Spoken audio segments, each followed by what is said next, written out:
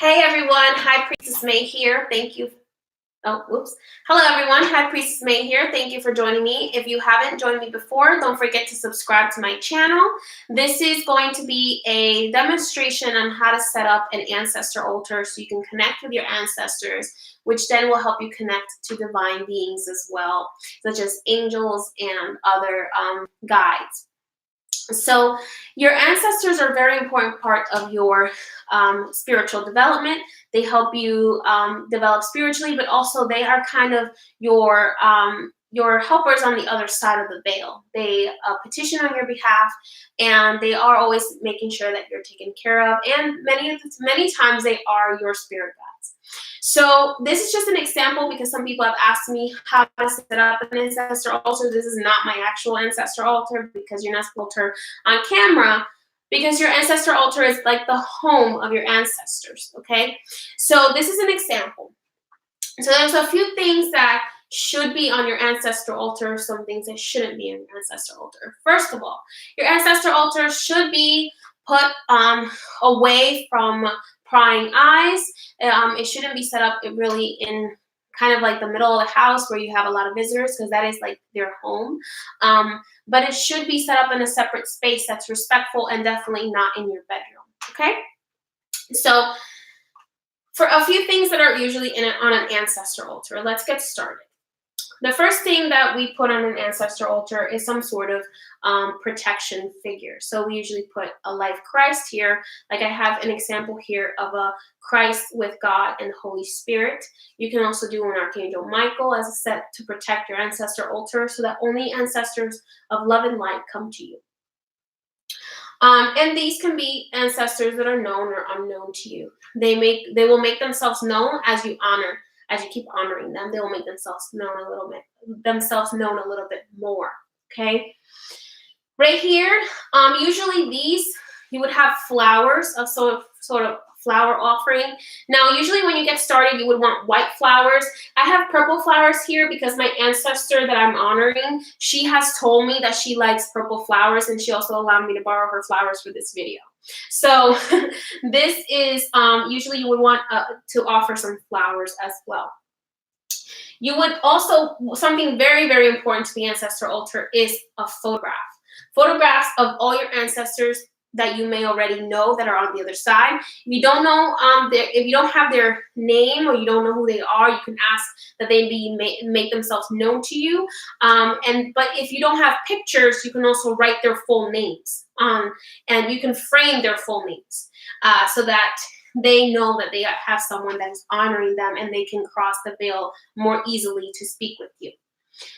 So this, you definitely would have some pictures of them, or their names framed, or just a prayer that says on there, I pray to connect with my ancestors, known and unknown, of love and light, and who wish me well. Okay, because not all our ancestors are good people. Some ancestors are not so great people, but it's good to always call upon the ones that mean well to you. In the center of your altar, you're going to want a glass of water. The reason why you need a glass of water is because spirit needs something to connect to. Water allows the fluidity. Water is a fluid conduit of spirit. So you're able to, kind of like how metal can conduct electricity, water can conduct spirit. So water is their source of life here on this altar. So you need to always make sure that you're refreshing their water either once a week or every day.